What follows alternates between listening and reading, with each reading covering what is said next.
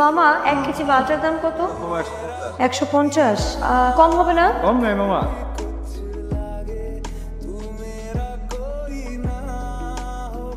সুবহানাল্লাহ। জি by any chance আপনি কি আমাকে ফলো করছেন? না তো। দাঁড়িয়ে আছেন কেন? জান না। Excuse me.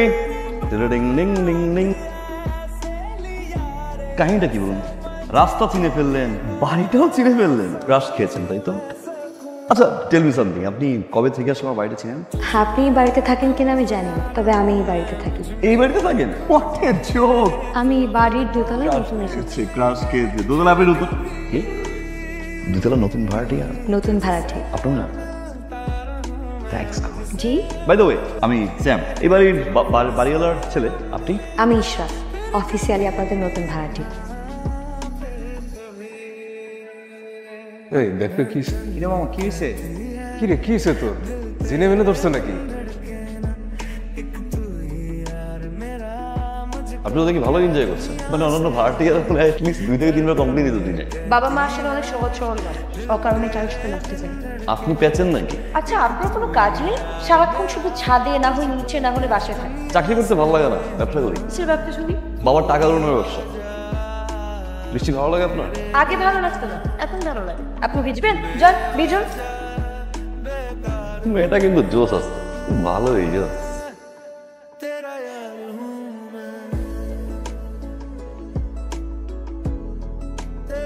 কি হয়েছে বলতো, তুই এরকম পাগলামি করতেছিস কেন? একটা ছেলে আমার যে কি ডিস্টার্ব শুরু করছে, আসলে না আমি তোর প্রেমে পড়ে গেছি আর সে আমার প্রেমে পড়ে গেছে। কোন ছেলে? এটা শুনলে তো আপনি ফিট হয়ে পড়ে যাবেন। কি নাম বল? আমাদের বাড়ি আমার ছেলে স্যাম তোকে ডিস্টার্ব করে? দোস্ত তুই কি পাগল হয়েছিস? সকাল থেকে 5 বার আমার স্টার্ট করে ডাকলি। আমি সাইমন। দাঁড়া বেটা, ডানে বামে যেদিকে তাকাই এখানে আমি ইশরাত দেই।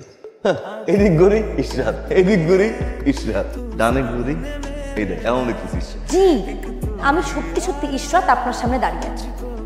সমস্যা কি আপনার? আপনি ডিস্টার্ব করেন কেন? ভালো লাগে। আপনি যদি আর একবার বারো না, 1000 বার আমি তাকাই থাকবো।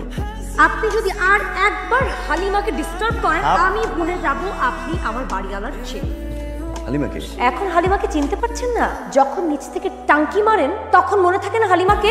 আমার মনে হয় কি একটা মিসআন্ডারস্ট্যান্ডিং হচ্ছে। আমি হো মিসআন্ডারস্ট্যান্ডিং। এখন তো আপনি অস্বীকার করবেন, এমন ভান ধরবেন যে আপনি হালিমাকে চেনেনই না। হালিমা তুই বল। আব্বা আমি বলতে পারবো না, আমার শরম লাগে। উনি যা করে আমার তাই ভালো লাগে। এই বেব একটা থাপ্পড় দেবো কিন্তু। শুনেন এটা একটা মিসআন্ডারস্ট্যান্ডিং। হ্যাঁ সে ছিল, বাট আমি আপনাকে তাকে আপনাকে তার মানে আপনি স্বীকার করবেন না? এটা পুরোপুরি ভুল বুঝাবুঝি। আমি বুঝতে পারছি আপনি আমার ধোঁকা দিয়েছেন, আমার সাথে প্রতারণা করছেন। ব্রেকআপ। আপনি এই পিংবার কিছু হয়েছে আমার। ডান দিকে তাকাই তুই, বাম দিকে তাকাই তুই, খাইতে গেলে তোমাকে দেখি, বসতে গেলে তোমাকে দেখি, সব জায়গায় শুধু তুমি তুমি তুমি। বন্ধুরা বলে আমি অসুখ, অসুখের নামটা কি?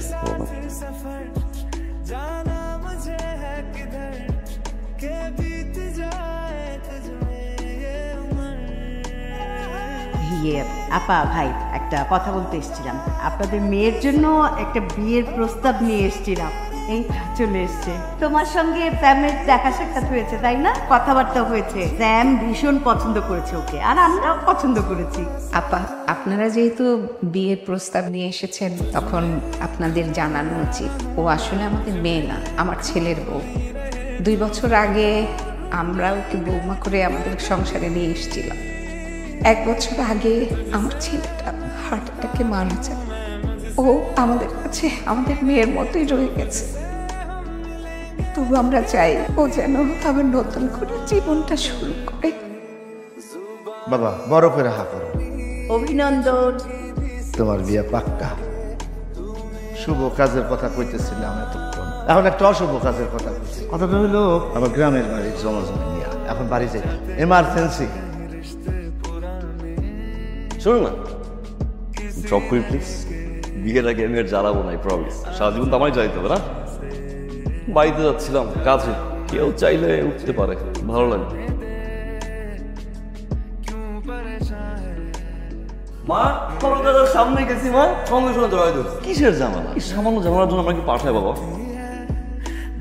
কি প্রেমের সমুদ্রে নামার আগে যেন ভালো, সমুদ্রের কোনো তীর হয় না। আর মেয়েরা প্রথম যাকে ভালোবাসে সে হারিয়ে গেলেও তাকে ভুলতে পারা যায় না। সবচেয়ে প্রিয় মানুষটিকে ছাড়া বেঁচে থাকা কষ্টকর, কিন্তু অসম্ভব কিছু না। আমার জীবনের প্রথম পুরুষ আপনি না, সে আমার স্বামী। আমি কোনোদিন তার জায়গা অন্য কাউকে দিতে পারবো না। আমাকে ভুল বুঝবেন না, মনে করবেন কোনো একটা অসুখ হয়েছে, সেটা ভেবে আমাকে ভুলে যাবেন। রাত চলে গেছে। কোথায় গেছে বাবা? জানি না বাবা, আমাকে জানাওনি কেন? ইশরাত এসে বলল যে তোকে বিয়ে করতে পারবে না। আমি অনেক রিকোয়েস্ট করলাম, তারপরও এই চিঠিটা দিয়ে বললো তোকে দিতে। বাবারে, ওরে খুঁজে কোনো লাভ নেই। যে থাকতে চায় না তারে ধরে রাখা যায় না।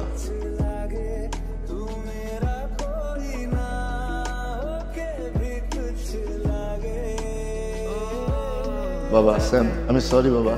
আমি আর তোর মা যখন জানতে পারলাম ইশরাতের আগে বিয়ে হয়েছিল, তখন এই বিষয়টা আমরা মানতে পারি না। সেই জন্য তোর গ্রামে পাঠিয়ে দিয়েছিলাম, আর ওদেরকে বলছিলাম রাত্রির ভিতরে বাড়ি ছেড়ে দিতে।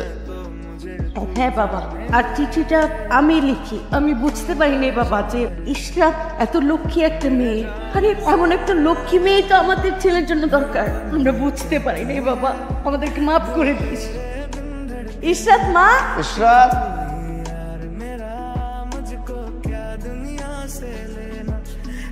না বলে চলে গেছে, সহজে তো মাফ করবো।